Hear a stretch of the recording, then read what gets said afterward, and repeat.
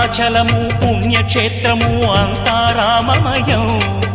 భక్తుడు భద్రుని కొండగా మార్చి కొలువై ఉన్న స్థలం.